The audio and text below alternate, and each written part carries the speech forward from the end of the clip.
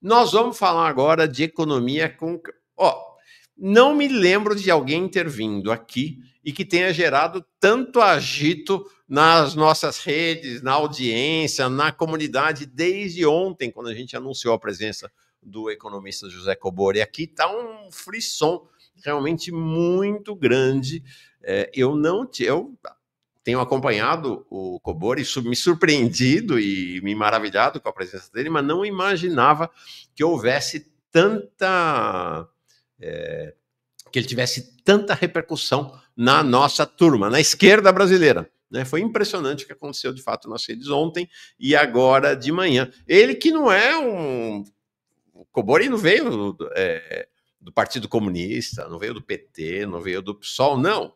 Um empresário, um consultor, alguém do mercado financeiro. José Cobori, ele está há muitos anos no chamado mercado, na consultoria econômica, sobretudo na consultoria financeira, para empresas e para investidores, pessoas que desejam investir de uma maneira geral. Tá? Ele é empresário, é investidor, ele mesmo, é consultor, é palestrante, autor do livro Análise Fundamentalista, como obter uma performance superior e consistente no mercado de ações. Aí você olha um título desse e fala, o cara é de direita, pelo amor de Deus, é um cara do mercado. Não, né? Não é. José Cobori é alguém muito surpreendente para todo mundo. Um prazer tê-lo aqui, José Cobori. Tudo bom? Mauro, tudo bem? E você? O prazer é todo meu poder estar aqui com esse bate-papo com vocês aqui. Legal. Presença realmente muito esperada sua, muito aguardada. Cobori, deixa eu te perguntar uma coisa. Antes de entrar propriamente no tema das questões vinculadas à política econômica, economia brasileira e mundial. Você tem uma trajetória... Parece uma novela, sua história de vida, né? Um negócio muito aventuresco, muitas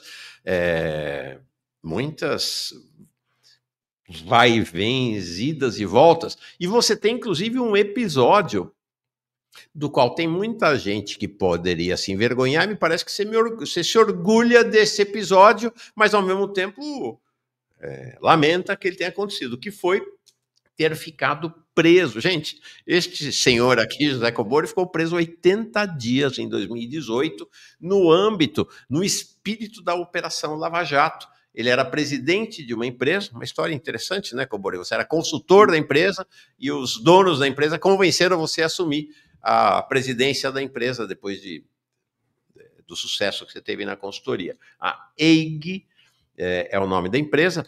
Acabou ficando preso 80 dias, depois foi solto, enfim, não aconteceu nada. Conta um pouco dessa sua trajetória e dessas suas aventuras para nós, Cobori.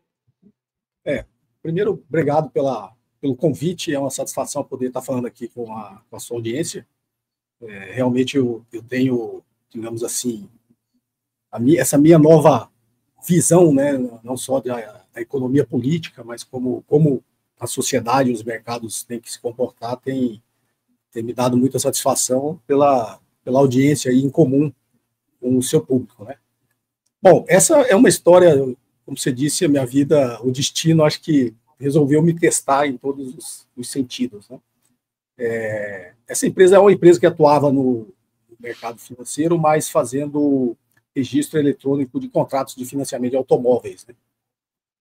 Na época, nós fomos procurados, porque a CETIP, né, a antiga CETIP, que hoje é a B3, né, depois da fusão com a Bovespa veio a B3, ela tinha comprado a maior empresa desse segmento, que era uma empresa chamada GRV, essa empresa, inclusive, era do dono do Ibope, né, do Carlos Montenegro, e a CETIP comprou, na época, deu até algumas sugestões de escândalo nessa compra, que foi na época da eleição que o José Serra concorreu à presidência, né? E tinha uma outra empresa, essa empresa que eu viria a ser presidente depois, né? Ela era uma empresa bem menor, mas era também a única, era só essa empresa de RB, essa empresa que faziam esse tipo de serviço, né? Prestavam esse tipo de serviço, obviamente, com contratos de concessão pública com os DETRANs de todos os estados, né? E aí eu fui procurado por essa empresa para assessorá-los, Eles não tinham ideia de quem era a CETIP, obviamente, como eu era do mercado financeiro, eu sabia muito bem quem era a CETIP. E nesse processo de assessoria, essa operação, vou fazer um resumo, né, essa operação acabou não saindo, e lá na frente a empresa resolveu me assediar para que eu fosse o presidente dela. Né? Antes eu tinha feito uma auditoria, fiz todas as recomendações do que a empresa deveria sanear, e depois, com essas mesmas recomendações que eu fiz na auditoria, depois de muita insistência, né, e com a garantia que eu teria uma carta branca de resolver todos os problemas, eu aceitei ser presidente dessa empresa. Foi logo naquela transição dos governos estaduais de 2014 para 2015, e assumindo com 10 dias, né, dia 10, eu assumi no dia 2 de janeiro, né, depois do Réveillon, no dia 10 eu já notifiquei um contrato que na auditoria eu tinha identificado como suspeito, né, eu notifiquei que iria cancelá-lo unilateralmente em 10 dias, isso eu fiz em 20 de janeiro de 2015, e você deve ter acompanhado uma parte dessa história, né, Mauro? Sim. A contínuo sofri 2 ameaças de morte, né, até hoje com carros blindados, né, porque era um contrato no Mato Grosso. Os outros contratos eu acabei perdendo todos porque eu não atendia aqueles que me procuravam, e aqueles que me procuravam eram políticos, né. Uhum. Bom, a gente tinha contratos em estados pequenos, né, um deles era Piauí, Alagoas, Tocantins, inclusive a pessoa que me ligava, eu já sabendo desse tipo de assédio, o meu telefone corporativo nem ficava comigo, ficava com a minha secretária, né? E ela que filtrava essas ligações, e uma pessoa que sempre me ligava, do estado do Alagoas, na época não tão conhecido, tanto que ele se apresentava como filho do senador fulano de tal, me assediava quase todos os dias pelo telefone, eu nunca atendi ele, então, naturalmente eu perdi o contrato desse estado. E eu havia ficado com um contrato só do estado do Mato Grosso. E, de alguma forma, eu tinha algum acesso ao governo, porque o que veio a ser chefe da Casa Civil era primo do governador, né, que na época tinha sido eleito Pedro Tax, que era do PDT, né? E por algum motivo eu falei, bom, lá eu tenho como chegar, e eu já tinha cancelado o contrato, né? Já tinha esse plano de chegar deles, fui lá, procurei o chefe da Casa Civil, falei o que estava acontecendo e falei que queria devolver aquele dinheiro que estaria sendo desviado nesse contrato para o Estado. Só para fazer uma matemática rápida, a concessão que havia sido ganha uns 5 anos anteriormente era de 90% do faturamento para a empresa e 10% para o Estado. Obviamente, não me parecia muito correto, realmente nessas concessões, no máximo 50-50, né? A empresa deve ser um caso inédito na história brasileira de uma empresa privada querer devolver dinheiro para o Estado, né? Sim, e aí eu procurei e falei, já cancelei o contrato, já notifiquei, já cancelei, e pela matemática que eu entendi aqui, esses 40% que seria do Estado, estava indo para esse contrato suspeito, né? E aí eu fiz esse termo aditivo com o Detran, a gente repactou essa concessão pública em 50-50. Ou seja, não tinha mais o que fazer. Eu falo, legalmente a empresa até teria o direito de ficar com isso, já que foi tudo feito, pelo menos dentro dos parâmetros ali que eles fizeram, né? Foi feito de forma legal, era uma concessão pública, mas eu não achando correto, fui lá e devolvi para a empresa. E ato contínuo comecei a tentar fazer negócios com a iniciativa privada. Já pulando essa parte aí, que eu inclusive ia fazer um negócio com a Bovespa, né, antes delas fazer essa fusão com a CETIP, no mercado de registro de eletrônico de contratos de financiamento imobiliário, que era um mercado bilionário, né, acabou não saindo justamente porque a Bovespa entrou nessa negociação com a CETIP para fazer a fusão, o que veio a ser hoje a B3. Né. Saí da empresa, não tinha muito mais a fazer, recebendo muita pressão do próprio dono da empresa, né, que eu era presidente, para que eu atendesse, né, senadores da República que me procuravam, de diversos estados. Né. Obviamente, não tem muita lógica nenhum senador me procurar, a não ser para propor alguma coisa que não seria correta. Né. Como eu não atendia, eu acabei tendo um estresse lá com o dono da empresa e saí da empresa em meados de 2016. E 2 anos depois, em 2018, saiu uma operação lá no estado do Mato Grosso, né, do Ministério Público do Estado do Mato Grosso, mas nesse ambiente ainda da Lava Jato, onde tudo era permitido. Uhum.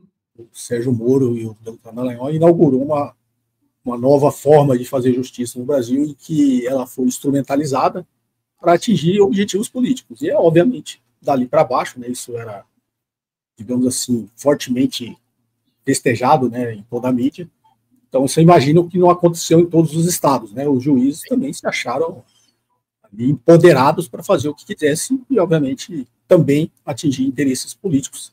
E, na época, no Mato Grosso, me pareceu bastante claro que o interesse político, né, as forças que conspiravam no estado, era para derrubar o Pedro Táxi, né, que era um governador, até o que eu conhecia, uma pessoa muito correta, né? Até por minha própria experiência, né? Eu fui lá, contei a situação e ele falou, não, o correto é devolver para o Estado, fui lá e devolvi. Imagino que se fosse em outros governos, a solução seria, não, parou de pagar para eles, passa a pagar para nós, né? Uhum. Que é muito comum a gente ver isso na política. Eu já tinha tido outras experiências quando eu fui executivo de uma multinacional, e tive experiências muito parecidas com o Banco do Brasil. Então, e também, na época, eu havia portado, também havia sofrido várias ameaças. Bom, resumindo, nesse interesse de derrubar o Pedro Táxi, eles criaram uma história, já que não tinha como o dono da empresa mais delatar o contrato que vinha até 2014 antes de assumir, porque quem acompanha a história do Mato Grosso sabe que o ex-governador lá, o Silval Barbosa, ele tinha sido preso, né? E na época ele foi preso, ele fez uma delação e entregou todos esses negócios escusos, dentre eles esse negócio que era feito com o Detran. E depois, obviamente, eles usaram essa pressão, né, desse ambiente de corrupção em cima do dono da empresa. O dono da empresa não tinha que entregar nada, o ex-governador tinha que entregar tudo, ele inventou uma história, porque eles queriam, na realidade, era o governador em exercício naquele momento, né?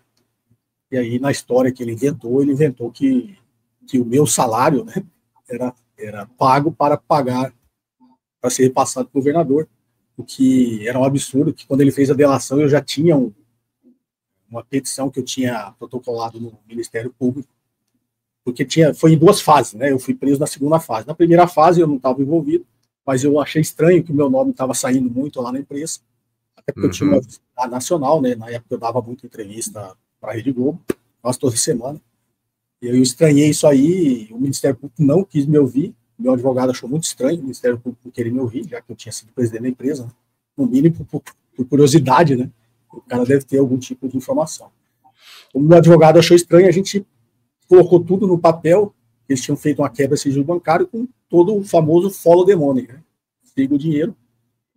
Como na época eu não precisava daqueles recursos, eu tinha uma empresa de assessoria, funções e aquisições, né? Eu tinha vários negócios, eu dava aula, eu era professor do MENEC, então era meio que uma remuneração que eu poderia poupar. Então, e por sorte, até depois me ajudou, porque todo o dinheiro que entrava na minha conta, ele entrava e já ia direto para um fundo de investimento, né, que eu aplicava. Não tinha todo o follow the money, o dinheiro estava lá, né? Não tinha como ele estar sendo repassado. Tinha o dia que entrou dinheiro na conta, foi pago o salário, o dia que saía no dia seguinte, o dia que entrou o extrato do fundo de investimento, declaração do imposto de renda, tudo como modo figurino. E mesmo assim eles criaram essa história de que o meu dinheiro estaria indo para o governador. E, com base nisso, eles foram lá e me prenderam, só com base nessa história. Eu achei que meus advogados acharam que eu ia dormir lá um dia e depois do depoimento lá esclarecendo eu iria sair, mas eu fiquei 80 dias preso. Incrível, né, cara? 80 dias preso. Nossa. Sofrendo pressões quase todos os dias para que eu delatasse, né? Ou seja, tentasse ou corroborasse com a história deles para atingir o governador. Sim. O princípio de você assumir um crime para entregar aos outros, eu não cometi nenhum. Então, claro. Eu fiquei 80 dias preso, né? Hoje, qual é a tua situação em relação a esse caso? Você foi inocentado? Esse caso foi em 2018, por incrível que pareça, esse processo sumiu. Ah, sumiu? Sumiu, depois eles colocaram, do mesmo processo criminal, eles era uma malabarismo jurídico, eles fizeram um processo de improbidade administrativa. inclusive me incluíram, eu como agente privado, no processo de improbidade administrativa. Uhum. E aí, depois, quando começaram a fazer as petições para puxar esse processo original criminal, né, que estava sendo usado no processo de improbidade, ninguém mais localizou esse processo, era um processo físico, né? Sumiu. Sumiu. Incrível. Essa sua história é muito impactante, sabe, Cobori? Porque ela traz à luz as entranhas do que é a relação entre empresas e Estado, ou entre empresas e o poder político. E o que você está dizendo, o poder político local, inclusive, né? De como é que essa roda gira no Brasil. É realmente impressionante, impressionante.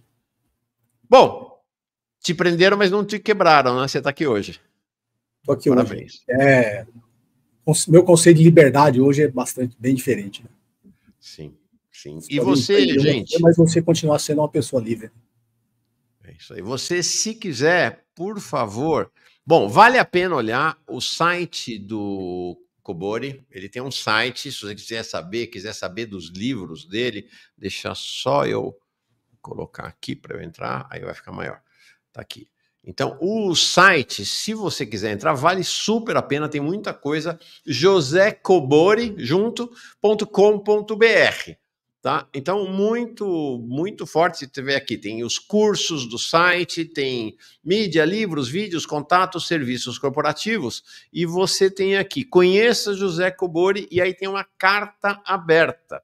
Se você clicar nessa carta aberta, essa história que o Cobori contou aqui, está relatada essa história e muito mais, né? Nesta carta aberta, os bandidos da lei e a lei dos bandidos. As leis não foram criadas para prender bandidos, mas sim para proteger inocentes do poder persecutório do Estado. E aí toda essa trajetória que o Cobori contou aqui, e mais, né? Toda a trajetória profissional dele, você encontra nesta carta, realmente muito, muito espantosa, muito bela, inclusive. Cobori, hoje você faz o quê? Bom, depois, inclusive, isso me causou, na época, obviamente, um trauma muito grande, né? Eu perdi praticamente tudo que eu tinha, que depois de uma situação dessa, ninguém, inclusive com a mídia batendo em cima, ninguém quer saber se... Ninguém nem quer te escutar a sua versão, né? Você já automaticamente você vira um bandido e, principalmente eu que sou do mercado financeiro, era do mercado financeiro, ainda me considero, né? Eu virei um leproso, né? Então, meus sócios, de forma completamente irregular, eu fui rifado, né, da empresa, até porque eu tinha saído, teve 2 fases, eu saí até para blindar a empresa. Depois, não retornei nunca mais. Foi uma grande decepção com essas pessoas. Né? O IBMEC nunca mais me chamou para dar aula e a justiça me proibiu, né? Eu fiquei com as medidas cautelares mesmo, saindo da prisão durante mais de um ano, né? E eles me proibiram até de dar aula. Então era uma prisão domiciliar, eu não podia sair de casa. Fiquei ali uns 2, 3 meses numa depressão profunda, e é incentivado pela minha esposa, até por ter algum tipo de atividade. Para quem não pode sair de casa, o único recurso é a internet. Né? Eu sempre gostei muito de ensinar, foi na época que eu criei meu canal no YouTube, comecei a ensinar economia, finanças e investimentos. Então, hoje, muitas empresas me procuram para dar consultoria, mas aí, quando pesquisam e veem esse tipo de coisa, então a coisa vai me acompanhar o resto da vida, mas já depois desse artigo, foi inclusive minha esposa que pediu para eu escrever, para eu antecipadamente mandar para todo mundo que me procurar, né? Me procurasse. Tenho feito alguns, principalmente na área de treinamento, né? Muito treinamento para empresa de educação corporativa, né? Tios de empresa. Eu tenho ainda essa vertente de fusões e aquisições, né? Hoje a boutique que a gente chama boutique de M&A, né? Que eu criei hoje, seguramente, se não é a maior, é uma das maiores do Brasil, né? Faz assessoria, processo de fusões e aquisições. Estrutura estrategicamente e financeiramente essas operações de consolidação de mercado. Ah, que legal. Então tá aí, tá de volta. Tá de volta. Sim. Tá bom. Bom, não conheço sua companheira, sua esposa, mas pelo pouco que você falou, parece que ela teve um papel fundamental aí nessa volta por cima também. Mande um abraço e parabéns para ela. Cobori, Bom, vamos entrar aqui nos nossos temas. Então, ó, se você quiser saber mais, tem o site josecobori.com.br, tem o canal do Cobori no YouTube, tem os cursos, tem esse livro dele, alguém pediu aí a indicação do livro, tem um livro do Cobori que faz grande sucesso, tá? E no site dele tem indicações de leitura, né? O livro dele é Análise Fundamentalista, como obter uma performance superior e consistente no mercado de ações, tá? Tem também... Oi? Eu tenho esse aqui que eu lancei ano passado, né? A Fábula do Estado da Ilha. Esse aí eu não sabia, não está no site, não. A Fábula do Estado da Ilha. Como a economia e os mercados funcionam. Eu não sabia desse livro, não. Legal. Esse é um livro que até uma criança de 12 anos consegue entender. Minha satisfação é essa. Tem muitos depoimentos aí. Para entender a economia. É que, na realidade, eu criei uma história, né? Que chama A Fábula do Estado da Ilha. E aí tem 20 capítulos aqui, 10 eu ensino sobre economia e 10 sobre mercados, né? Perfeito. E um spoiler para você, a continuação dele vai ser melhor. Ótimo. Já vai ter um segundo volume? Vai ter um segundo volume? O segundo é como deveria funcionar. Legal. Então é isso. Vamos falar exatamente sobre isso. Como funciona e como deveria funcionar. Eu queria o seu olhar, né, sobre os rumos da política econômica de Lula 3, como funciona e como deveria funcionar. Como funciona como o mercado sempre quis, né? Então o governo infelizmente, ainda é um refém do mercado. O mercado cria as regras, o capitalismo financeiro cria as regras de como o jogo tem que funcionar, e obviamente quem criou as regras do jogo é que manda no jogo, né? Então, ou você muda essas regras, você quebra essas regras, ou você vai ser sempre um refém do mercado financeiro. Eu sei bastante, porque eu sou do mercado, né? Eu sei como isso funciona, como você cria uma lógica de como tem que ser, o modelo econômico cria uma lógica de como você tem que agir, seus passos têm que ser previsíveis, por isso que eles chamam muito das expectativas, né?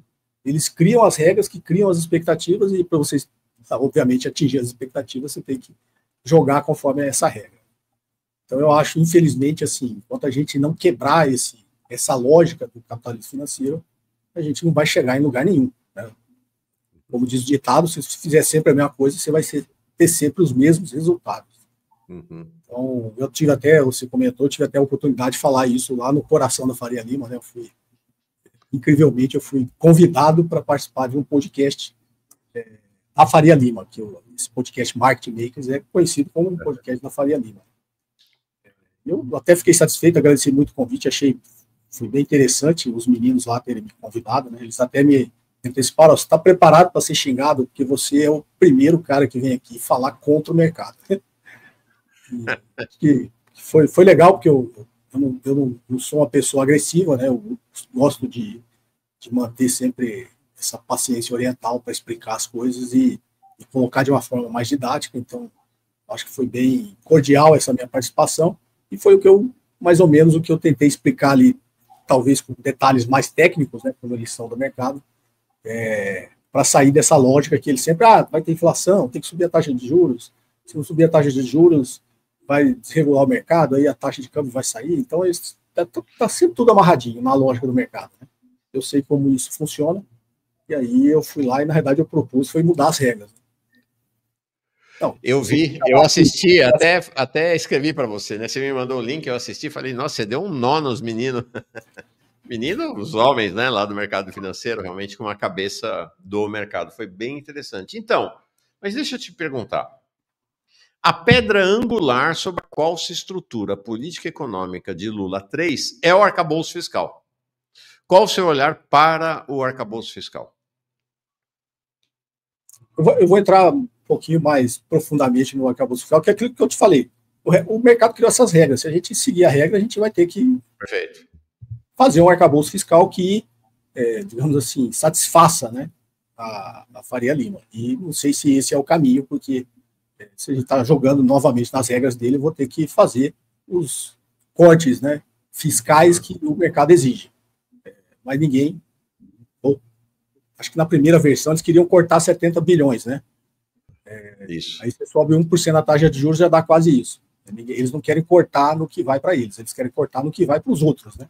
Então, é o famoso conflito distributivo. Existe um orçamento, existe uma receita do Estado, a parte que me cabe você não mexe, você vai mexer na parte dos outros. E a parte dos outros é a parte dos 90% da população que não detém o capital financeiro que criou essas regras, né? Então, eu sou bastante crítico hoje sobre esse ponto de vista do arcabouço fiscal, porque a gente não tem uma economia dinâmica, né? Esse negócio, a regra está muito fixada em metas de inflação. A inflação é um equilíbrio entre oferta e demanda, a nossa política a nossa economia não é dinâmica, ou seja, a gente não tem uma velocidade de ajustar a oferta conforme sobe a demanda, então a gente tem uma economia ainda muito desigual. Qualquer movimento de impulso fiscal que você traga essa parte da população ainda carente, né, de consumo até básico de alimentos, sempre que você dá um impulso fiscal e traz essa parcela maior da população para fazer um consumo melhor, principalmente na parte de alimentação, você gera uma pressão inflacionária, porque a demanda sempre cresce muito mais rápido que a oferta. A capacidade de ofertar da economia ela é mais lenta, obviamente. Você precisa fazer investimento, esse investimento se traduz em produção, e aí essa produção, quando ela chega no mercado, que ela vai, digamos assim, fazer esse reequilíbrio entre oferta e demanda. Como diria o famoso economista keynesiano, o Ivan Minsky, mesmo quando você faz o investimento na oferta, você já está pressionando a demanda também, porque todo aquele investimento que é feito para gerar oferta, ele vira consumo antes de que essa oferta chegue também ao mercado. Então, você tem um desequilíbrio natural. Se você cria uma regra que, quando você tem os equilíbrios, você tem que mexer na taxa de juros, você nunca vai chegar a lugar nenhum. Por isso a gente vive nesse ciclo infinito de aumentos expressivos na taxa de juros e quedas lentas na taxa de juros. Não tem muita lógica. Então, o investimento, aí é uma coisa que os economistas aí liberais não gostam que eu falo, né? Mas é bastante lógico, por isso que eu gosto de explicar assim. Para você fazer um investimento para gerar oferta e assim equilibrar oferta e demanda, quando você gerar produção, você pressupõe que você precisa ter poupança. Só que eles param o raciocínio exatamente aí. Não, só precisa fazer investimento, você precisa ter poupança. Tá, mas não existe poupança sem renda. Você poupa se você tiver renda. A poupança não nasce do nada, né? Então, e não existe renda se não tiver gasto. Eu sempre digo, o gasto de um é a renda do outro. Em economia é simples isso, em finanças também. Quando eu gasto o dinheiro que eu tenho disponível, ele é a renda de todo mundo que recebeu esse meu dinheiro. Então, o que precede a poupança é a renda, e o que precede a renda é o gasto. E o que precede o gasto é criação de moeda, é impulso fiscal, você precisa injetar dinheiro na economia. Só que, como esse ciclo no Brasil, a gente tem uma economia muito pouco dinâmica, esse ciclo demora muito. Então, quanto mais longo esse ciclo for, mais pressões inflacionárias no meio do caminho você vai ter. E quando você tem uma pressão inflacionária, você sobe a taxa de juros, você está quebrando esse ciclo, né? Porque quando você sobe a taxa de juros, você esfria a atividade econômica, você tira a demanda, e você tira, digamos assim, um impulso que qualquer empresário teria de fazer investimentos. Ninguém faz investimento com a taxa de juros nesse patamar. Então a gente precisa quebrar a hegemonia dessa regra na nossa economia. Deixa eu dizer, bom, primeiro agradecer demais, muita gente aqui, audiência fantástica, realmente, tua presença, a gente imaginava isso, realmente já tinha causado furor no fim de semana, então quero te convidar, convocar, te intimar amorosamente a você se tornar membra aqui do canal Jones Manuel. Nós, como eu digo sempre, não tem dinheiro de governo, não tem dinheiro de banco, não tem dinheiro de grande empresa, especialmente empresa privatizada, mas não tem de nenhuma grande empresa. Nós nos sustentamos pela chegada de cada uma, como novo membro, como nova membra, como aquele que faz assinatura, né, pelo Apoia-se, está aqui embaixo na descrição, fundamental. Tá todo mundo convidado. Estão mandando algumas questões aqui para o Cobori, eu vou segurar um pouquinho, tá bom? Para a gente andar um pouco com a agenda e depois eu trago as questões aqui que estão sendo colocadas aqui no chat, tá? Cobori, agora, me parece que esta lógica liberal ou neoliberal, como queira, preside o comando da economia brasileira desde a ditadura militar, né? Você vai lá, Delfim Neto, precisa primeiro crescer o bolo para depois distribuir. Ou seja, não é o gasto que ativa a economia, né? Essa ideia de que tem que aparecer uma poupança. Bresser Pereira, João e Maria. E aí depois a atualização dessa história de João e Maria com o presidente Lula, que é a economia da dona Lindu. Esta ideia de que não dá para gastar, de que o gasto é um mal em si mesmo, parece que atravessa a história econômica brasileira com uma visão liberal e que, surpreendentemente, atinge desde um presidente, em tese, mais à esquerda, Lula, a um de centro, Bresser Pereira, a um de direita, Delfim Neto. Né? É uma dinâmica que perpassa a história econômica brasileira nessa versão das chamadas classes dominantes. Né? A teoria econômica liberal e muito mais selvagem, a neoliberal, ela, na realidade, é o modelo dominante, né? É o modelo da classe dominante. E interessa para isso, porque em qualquer cenário eles nunca perdem dinheiro. O mercado financeiro, se a economia estiver ruim, ele ganha dinheiro, se a economia estiver boa, ele ganha dinheiro. Existem várias vertentes dentro do mercado de capitais, que é uma coisa muito maior. Então, se a economia está boa, você ganha dinheiro com renda variável. Né? Se a economia vai mal, você ganha dinheiro com renda fixa. Você está montado em cima de uma taxa de juros estratosférica. Então, existe essa, digamos, modelo econômico mainstream, dominante, que todo mundo tem que seguir, inclusive os governos. Né? Nós precisamos quebrar essa lógica. Né? E você quebra essa lógica se você mudar as regras. Então, talvez o erro do governo não foi ter quebrado essa regra lá no início, né? Quando o Lula assumiu, essa regra já deveria ter sido quebrada. Eu daria, talvez, 2 sugestões que eu acho simples, estaria na mão do governo ter quebrado. O da meta de inflação. Né? Por que a meta de inflação era 4 com uma banda de 2, ou seja, podendo oscilar de 2 a 6, e do nada eles baixaram a meta para 3 com a banda de 1,5. Né? Então, essa primeira choque de juros que o Campos Neto deu antes de sair, já programando mais 2, né? Uma coisa nunca aconteceu em taxa de juros no Brasil, subir 3 pontos percentuais, já comunicar ao mercado que você vai subir 3 pontos percentuais na taxa de juros é inédito, né? Se vocês se lembram, o teto da banda, a meta baixou para 3, aí ficou uma banda de 1,5, o teto da meta 4,5. Aí veio uma projeção de inflação, esse número eu tenho de cabeça que eu achei absurdo, né? De 4,78, ou seja, 0,25, 0,28% acima do teto da meta, já gerou, digamos, esse anúncio dessa porrada na taxa de juros. Se a meta de inflação fosse 4, o Banco Central não precisaria se mover dentro da regra que eles criaram. Então, para quem não sabe, a meta de inflação é definida pelo Conselho Monetário Nacional. E lá o governo, mesmo o Campos Neto sendo contra, ele tinha 2 cadeiras. É o ministro da Fazenda, o ministro do Planejamento e o presidente do Banco Central. Se tivesse mudado essa meta lá no início, seria, digamos assim, já teria algum efeito em cima da política monetária, do meu ponto de vista. É óbvio que você teria vários, digamos assim, várias reações contrárias do mercado se o governo fizesse isso. Só que você tem que testar os limites, né?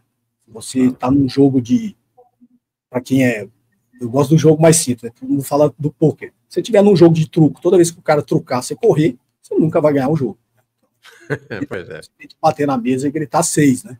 Então, o mercado ia ter uma reação contrária, obviamente, se o governo mudasse a meta, mas ele não teria muito para onde ir se o governo, digamos assim, bancasse, né, essa aposta. Sua primeira sugestão, então, para o governo era não fixar a meta em 3%.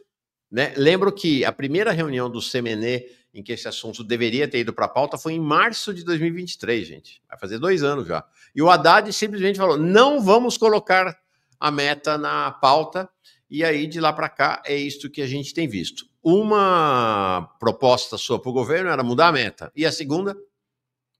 Você falou das 2 sugestões que você teria para o governo? Eu mudaria essa forma que eles fazem, que guia o Banco Central. O que guia o Banco Central é o famoso Boletim Focus.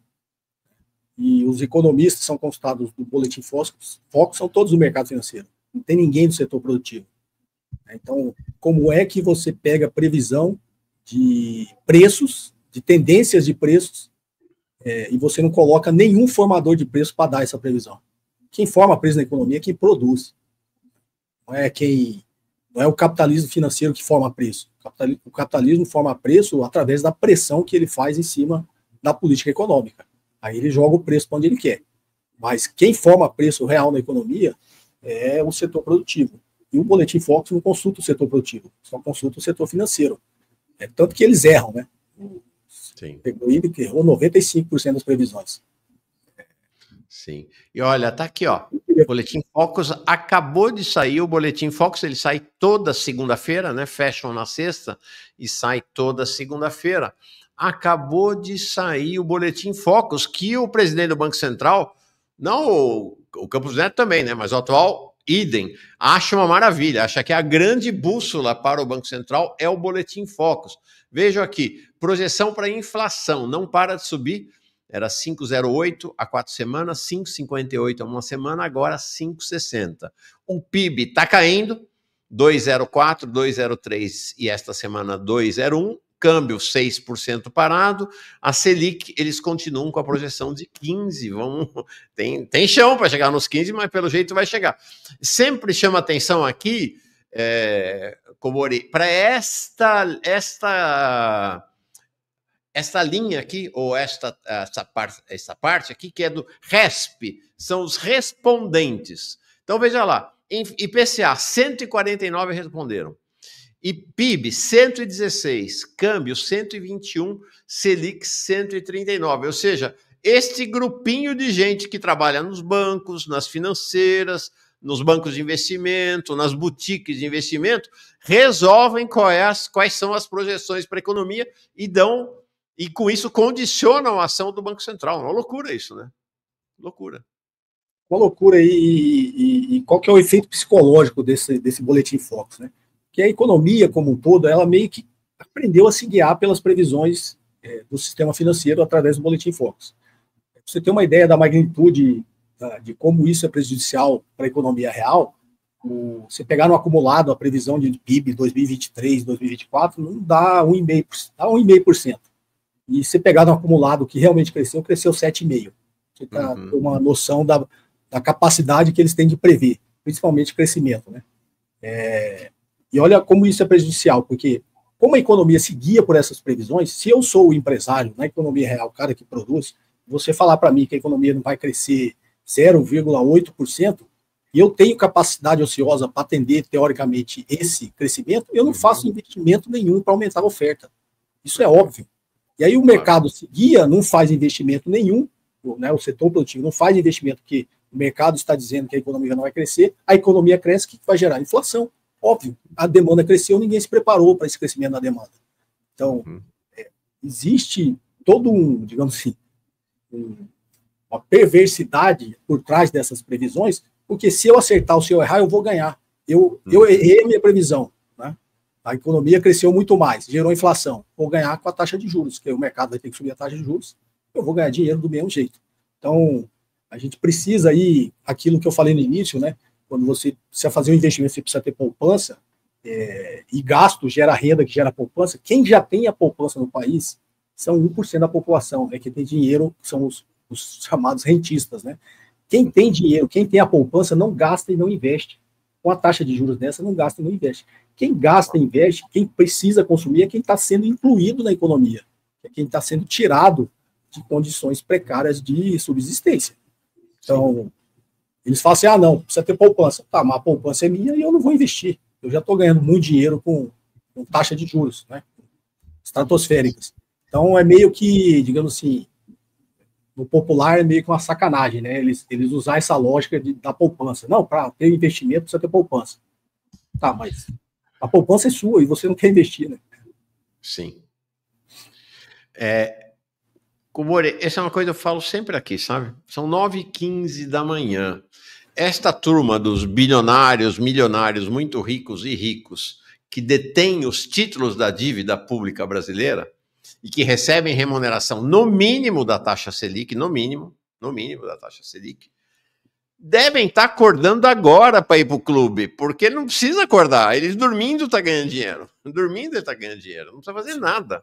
Né? Dormindo está ganhando dinheiro, então vai para o clube agora. Estão indo lá para o clube agora, depois vai ter almoço com os outros colegas que detêm esses títulos.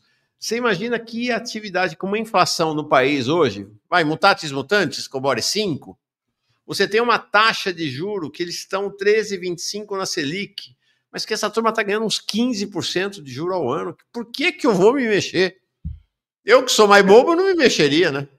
Ninguém investe, né? Até quem hoje, principalmente das classes privilegiadas, que consegue, que é muito difícil, né? Consegue poupar um dinheirinho, ele vai lá no Tesouro Direto e põe dinheirinho parado.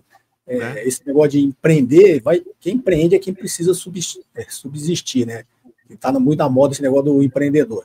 O cara que vai lá empreender, vai ser um Uber, vai abrir um negócio de cachorro-quente, é porque ele precisa girar aquele negócio para ele comer. Se sobrar um pouquinho de dinheiro, mesmo esses empreendedores vai poupar, não vai. Para que eu vou botar o meu dinheiro em risco, girar um negócio que talvez não tenha uma margem tão boa assim, né? Se eu posso deixar o dinheiro no banco rendendo 13% ao ano. Sem dúvida. Combore, agora, eu tenho uma última questão, aí vou trazer as questões da comunidade e depois um tema internacional, pelo menos, que eu quero te ouvir. A última é a seguinte: qual é a receita do governo Lula para este momento? E aí estou falando do governo Lula, estou incluindo o Galípolo, né? Porque apesar do Banco Central ser independente, entre aspas, ele é do time, né? Então hoje o governo Lula controla a Fazenda, controla a presidência, controla o Banco Central, o planejamento, então está tudo na mão do governo Lula. A lógica é aumentar a taxa de juros, já está contratado pelo menos mais 1 ou 2 aumentos na taxa de juros, desacelerar a economia e aumentar o desemprego. Esta é a receita do governo Lula para a economia nesse momento. O que vai dar isso aí? Né, sob o ponto de vista, assim, o que o governo deveria ter feito é aquilo que eu falei, ele fizesse lá quando entrou, mudasse essas regras lá no início, ia gerar um estresse danado no mercado, só que depois de um ano eu acho que isso já estaria um pouco mais estabilizado, esse estresse do mercado, e o governo teria uma regra diferente para ele conseguir conduzir a política econômica com a taxa de juros bem inferior, né? Mas não fez isso. Vai fazer isso agora, faltando no meio do mandato, né? No meio do mandato ele não vai fazer, porque não vai gerar esse estresse agora, porque a eleição está no ano que vem.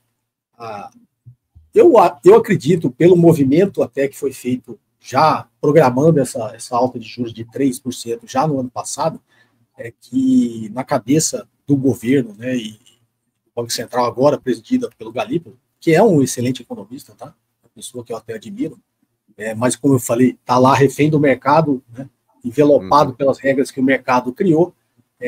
Eu imagino que a intenção do governo era dar esse choque muito forte agora, imaginando que esse choque vai jogar a inflação para uma meta mais ali para baixo, perto do... Sendo a meta é difícil chegar, mas muito bem para baixo do teto da meta, e aí vai sobrar ainda um tempo para que o governo volte a ter um ciclo, digamos assim, mais favorável, ciclo econômico mais favorável para quando chegar a eleição no ano que vem, não estar nessa situação que está agora. Então, o que eu imagino é isso, tá? Uma porrada nos juros agora, tentar controlar durante esse ano, né, essas expectativas aí, a economia, e no ano que vem, que é o ano eleitoral, ele tentar fazer. Só que, infelizmente, a população fica refém também. Esse tipo de estratégia não é bom, né? Ou seja, tem um remédio que está matando o paciente, e o que o governo está fazendo é aumentar a dose do remédio, né? É igual o Milei na Argentina, né? Controlou a inflação, mas jogou... Eu costumo brincar que é fácil, né? Você tem 10 quilos de arroz e tem 20 pessoas querendo comer. Tem um jeito de você controlar a inflação. Mata 10. Só você matar 10, pronto. É o que se faz em economia, né? Toda vez que as pessoas estão ascendendo a uma condição melhor não é nem de viver, né? De sobreviver, aí vem uma política monetária dessa, dá uma porrada e joga todo mundo de volta para a condição anterior. Porque você esfriar a atividade econômica e teoricamente, esfriar a demanda, é você tirar as pessoas do consumo. Não existe mágica, né, do que eles fazem aí. O problema dos economistas é que eles criaram a matemática para tentar ficar explicando como deve funcionar a economia, né? Eu sou defensor de que economia é economia política, né? Desde que virou uma ciência exata, a gente está aí sujeito a essas regras aí. Por isso, essa decisão do governo de esfriar a economia e aumentar o desemprego. Aumentar o desemprego é matar as pessoas para o consumo, né? Então é uma maneira de você tirar essa turma. Agora é dramática essa afirmação que você fala, né? Mutatis mutantes, essa regra que está sendo aplicada aqui não é tão diferente assim da regra que Milei está aplicando lá na Argentina, né? A lógica... A lógica é a mesma coisa. Olha, a lógica é a mesma, né? Falar para o povo assim, ó, vocês estão começando a comer agora melhor, mas, pô, vocês estão pressionando os preços aí, não dá para vocês comer tanto. Vamos fazer o seguinte, vamos jogar vocês de volta para a situação anterior, vocês param de consumir, aí a inflação volta ao normal. Né? E economia é isso que se faz. Quando você aumenta a taxa de juros, que é o famoso trade-off entre inflação e desemprego, jogar a maior parte da população de volta para a condição anterior, que era quando ele não estava consumindo. Então, o recado é esse. Você está consumindo, você está atrapalhando aqui o nosso negócio. Né? Sim. Para de consumir aí. Porque os ricos, como eu brinco, inclusive, acredito que a maioria de nós, né, pode, não que a gente seja rico, mas a gente tem condições muito superiores à grande maioria da população, você não vai parar de comer. Né? Você não vai deixar de comprar o que você comprava antes, porque tem inflação. Quem faz isso é a classe mais pobre. Né? Uhum. Perfeito. Vou te colocar umas questões que chegaram aqui da nossa turma. Aqui. Grande professor Cobori, em breve será marxiano. Você não é um marxista, né? Você é o quê? Como é que você se identifica com as correntes econômicas? Eu tenho lido bastante, tá? Eu tenho lido bastante, assim, obviamente, quando você é mais jovem. Eu sempre gostei de ler, apesar de, quando eu tinha um pensamento mais liberal, preso, né, nessa lógica do mercado financeiro, eu já tinha lido Keynes, Karl Marx, mas nunca concordei com aquilo, porque aquilo não era um viés de confirmação para quem está no mercado. Né? Uhum. Eu, ultimamente, eu tenho relido, né, já reli novamente Keynes, Karl Marx. Eu diria assim, sou keynesiano desenvolvimentista, só que se você olha o pensamento de todos esses grandes pensadores de economia, o keynesiano no limite, um dia ele vai virar marxiano, né? Então, legal. Vai passar, porque é o Estado forte, né? Não só sob o ponto de vista do que o Keynes pregou, mas quando você pega um Estado forte que realmente seja presente na economia, você está falando de socialismo, né? E é uma transição para o comunismo. Então, legal. No limite, acho que a tendência, né, quando você vai imaginando o que seria uma sociedade ideal, existe essa tendência, quanto mais você se aprofundar no pensamento desses pensadores aí, mais você caminha nesse sentido. Você é muito surpreendente, homem, impressionante. Está aqui, ó, o professor José Lourenço Serpa diz assim, está exatamente nesse tema. Cobori, você fala muito que é necessário... Cobori ou Cobori? Cobori. Cobori, você fala muito que é necessário uma alternativa, mas nunca assume o socialismo. Já está convencido de que é socialismo ou barbárie? Acho que você acabou de falar sobre isso, né? Diga. Sim, eu sou muito, digamos assim, eu tenho essa visão extremamente desenvolvimentista e keynesiana. Hoje isso para mim é uma convicção. E aquilo que eu brinquei com você agora é que o keynesianismo no limite é o socialismo. Legal. Talvez esses jargões que eu ainda utilizo no mercado financeiro, quando você estuda economia, sempre você fala no limite, se você pegar o Keynes e levar ele no limite, ele vira um socialista. Uhum, legal. Muito, muito interessante. A Gláucia diz assim, bom dia, Cobori, conta para nós, com a escala 6x1 a economia quebra?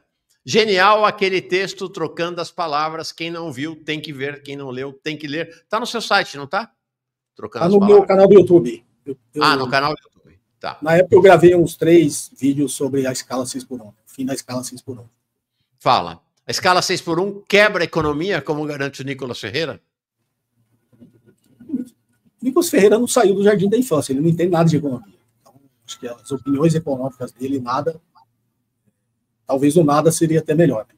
Então, não existe isso. Inclusive, todos os estudos feitos, né, pelos mercados capitalistas já mostraram que, na realidade, você tem um ganho de produtividade. E nada diz que a quantidade de trabalho gera produtividade. O que gera produtividade é qualidade no trabalho. Você não pode submeter uma pessoa a uma escala de trabalhar 6 dias na semana e descansar um, porque nesse dia que ele vai descansar, ele também não descansa, porque ele vai ter que cumprir com todas as obrigações que qualquer ser humano tem. Nossa, como diria lá não só o Mujica, como o Domênico de Masi, né? Dizia, inclusive, infelizmente faleceu, o ser humano não nasceu para trabalhar, você não, na verdade, ele trabalha para sobreviver, para subsistir. Tanto que as culturas antigas, tenho lá minhas críticas quanto aos gregos, né? Eles tinham uma cultura de não trabalhar. Né? Só que quem não trabalhava na Grécia Antiga era da aristocracia. Né? Pobres, por isso eles eram a favor da escravidão. Então, o que a gente tem hoje... Mais ou menos que nem hoje no Brasil. O modelo da escala 6x1 não deixa de ser uma escravidão. Uma transição do que era a escravidão clássica para uma escravidão, digamos, moderna agora, de você submeter uma pessoa a uma escala de 6x1, porque no dia que ele vai descansar, ele tem que cuidar do filho, ele tem que ter lazer, ele tem que ter cultura, ele tem que ler. Você não faz isso em um dia. Você trabalha 6 dias, no dia que te sobra, você não quer, você quer descansar só. Então, como é que um ser humano evolui numa escala de 6x1? Não tem nem como você evoluir como ser humano. Perfeito. Interessante. E a escala 6x1 tem relação direta com a escravidão, né, aqui no Brasil, Cobori, porque na escravidão, as pessoas, como o país era teoricamente católico, né, as pessoas feitas escravas trabalhavam de segunda a sábado, e domingo, como era o dia santo, elas não podiam trabalhar, e aí, na verdade, iam trabalhar, né? Cuidar da sua horta de mandioca e tal, e eventualmente, dependendo do grau de catolicismo dos seus proprietários, né?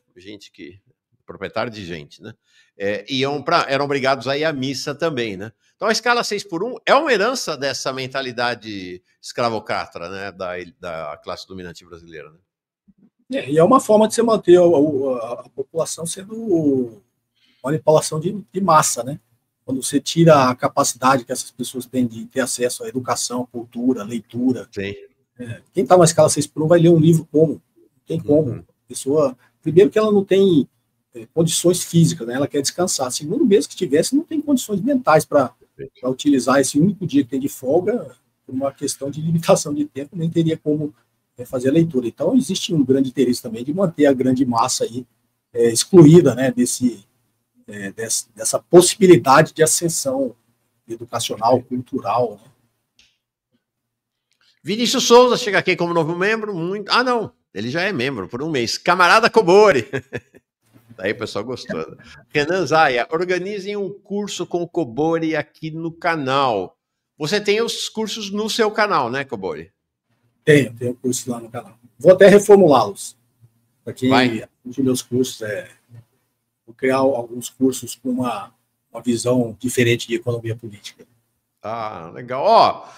Quero te falar o seguinte, né? O teu canal e o foco teu é exatamente o teu canal. Tá aqui, ó, o canal José Cobori, são 458 mil inscritos. Mais do que a gente aqui, inclusive, Cobori, mais do que a gente.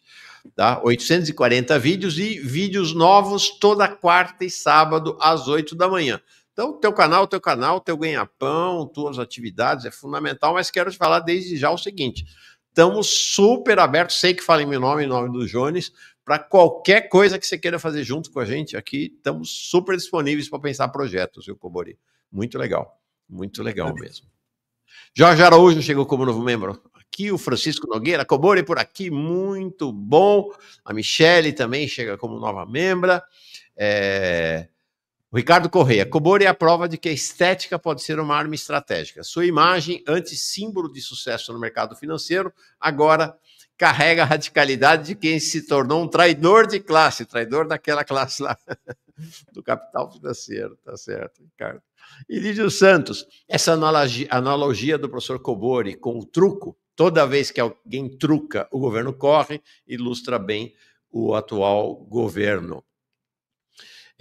O Gustavo, senhores, vocês viram que existe uma opção binária de Copom, onde os bancos apostam quanto vai subir ou cair a Selic, ou seja, as mesmas pessoas que influenciam agora apostam diretamente.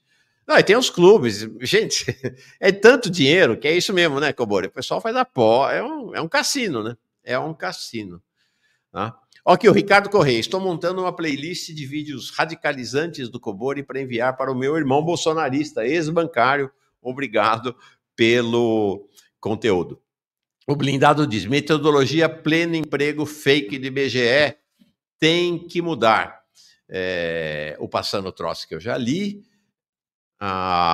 o Staley Dedocq diz, mas a inflação não é por suposto pressão cambial, é a tese do governo, né, de que a inflação de alimentos é função direta e quase que exclusiva nesse momento da pressão cambial. Fala, Cobori. Quem faz pressão no câmbio são os rentistas, né? Quem faz pressão no câmbio são os rentistas, são os investidores de curto prazo que fazem essas apostas e ganham muito dinheiro com isso. Porque quando você sobe os juros, você tem, digamos assim, dois objetivos que o Banco Central tem em mente, né? Um é, obviamente, esfriar a economia, né? Reduzir a atividade econômica e, com isso, reduzir a pressão da demanda. E a outra é valorizar o câmbio. Como que você valoriza o câmbio? Você, com a taxa de juros mais alta, você começa a atrair mais capitais, né? Mais capitais entrando no Brasil, você controla, teoricamente, a sua taxa de câmbio. Você valoriza o real, né? Mais gente querendo comprar real para entrar no Brasil, vai valorizar o negócio real e trazer, digamos, essa taxa de câmbio para um patamar que seria interessante para o Banco Central controlar a inflação. Perfeito. Só que quem faz esses movimentos de capitais que mexe com o câmbio é quem tem dinheiro, são os rentistas. Então ele está ganhando dos dois lados, né? Quando você sobe os juros, ele acumula muito mais capital do que ele tinha, porque o dinheiro dele está aplicado em juro alto, e depois ele vai ter um capital muito maior para conseguir especular com a taxa de câmbio. Então, é um círculo vicioso para eles, né? Círculo virtuoso, ou círculo virtuoso para eles, círculo vicioso para o Brasil. O Brasil, da economia como um todo. Verônica Nascimento, Manhã Brasil se superando, Mauro, Cobori, admiração. O Júnior aqui com uma ironia, todos temos as mesmas 24 horas. Reclamar das 6x1 é mimimi, assinado filha do Renato Aragão. Gustavo de Paula chega aqui como novo membro. Caio Batista saudando a sua estada aqui, só mandando um superchat para saudar professor Cobori, com quem tenho aprendido muito, lendo Análise Fundamentalista. Legal, tá aí lendo o teu livro.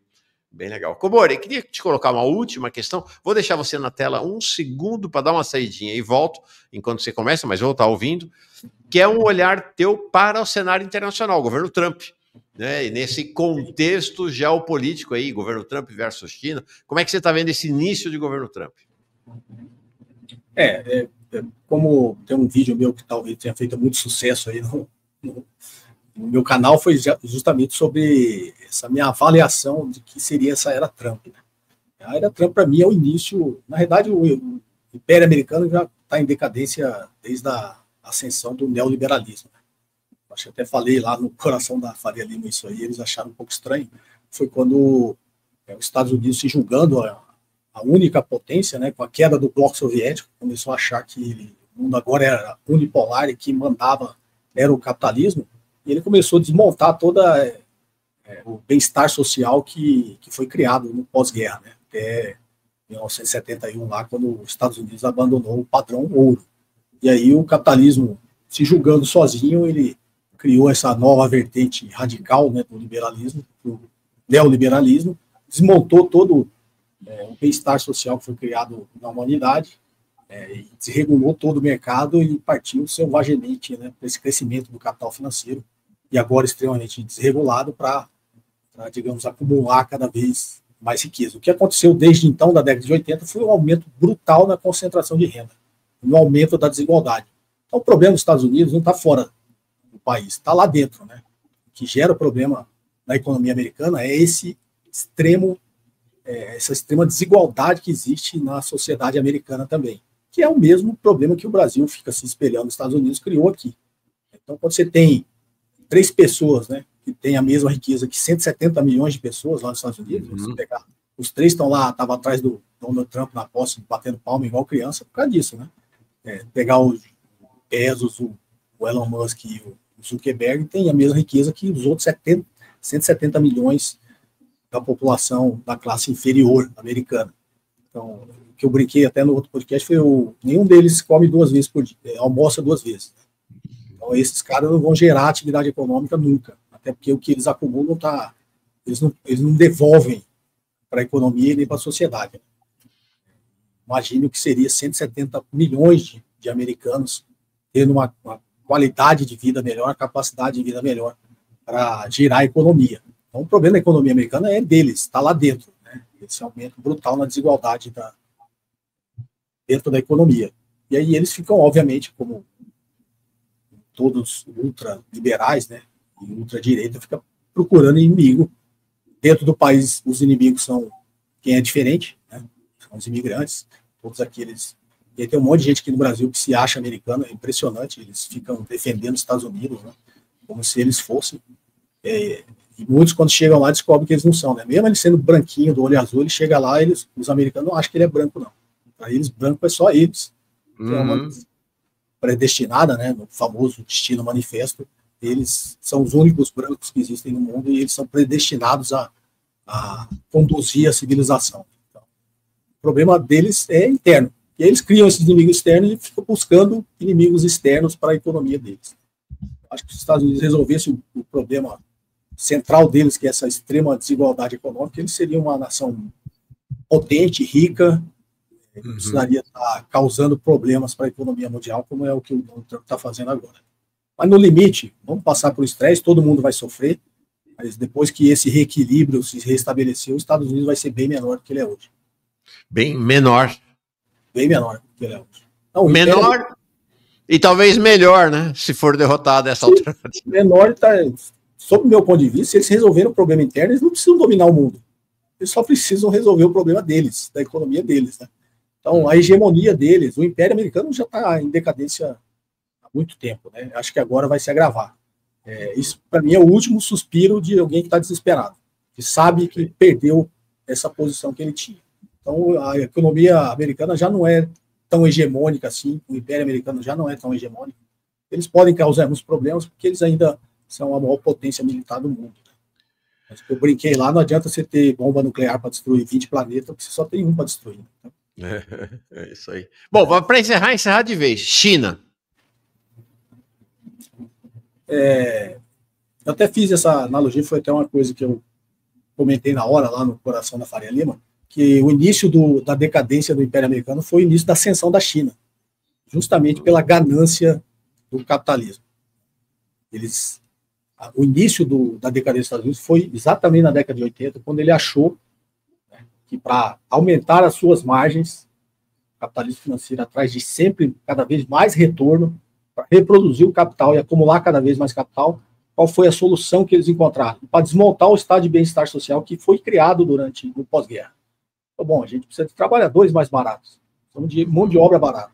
Então, o objetivo dos Estados Unidos não era nobre, o objetivo dos Estados Unidos era explorar o povo chinês. Ele foi lá explorar mão de obra barata, quase escrava na época que eles entraram, e desindustrializou toda a sua economia.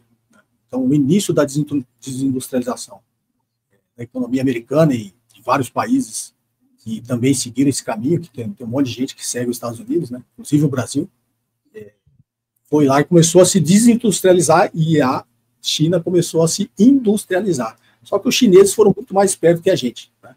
Eles não serviram só de plataforma industrial, de mão de obra barata. Eles aprenderam com isso, transferiram tecnologia com isso, e eles estão hoje muito maiores. A produção industrial da China é muito superior à dos Estados Unidos. Eles aprenderam com isso e pegaram todo o excedente que eles criaram com esse movimento que eles fizeram, todo o excedente desse setor produtivo, investiu em ciência e tecnologia, e hoje eles estão na fronteira tecnológica. Os Estados Unidos acordou para isso já há algum tempo que eles acordaram, né? Viram que a estratégia deles, que a ganância por cada vez mais retorno, foi o início da decadência deles, e agora é tarde, né? Todo esse movimento do Trump é para tentar reindustrializar a economia americana. Mas acho que agora é bastante tarde para isso. José Cobori, cara, gostei de você, muito legal. Já tinha assistido, né, assisti alguns vídeos do seu canal, assisti esse vídeo seu lá com os rapazes da Faria Lima, e tua história me impressionou desde sempre. Fui empresário também no passado, tive uma empresa, tive uma agência, frequentei esse mesmo universo aí que você frequentou, então tem uma identidade grande, mas, como se diz o ditado, gostei de graça de você, Cobori, muito, muito legal, gostei muito mesmo, muito impactante, acho que todo mundo aqui, audiência altíssima, sinal do interesse por te ouvir, eu espero que você volte outras vezes, tá? Fico feliz, agradeço demais o convite, e foi um prazer estar aqui com você durante esse tempo que foi curto. Foi curto, mas intenso. Poderia ficar muito tempo aqui conversando, mas foi bastante satisfatório. Legal. Obrigado, Cobori. Boa semana para ti. Tchau. Para você também. Forte abraço. Tchau, tchau.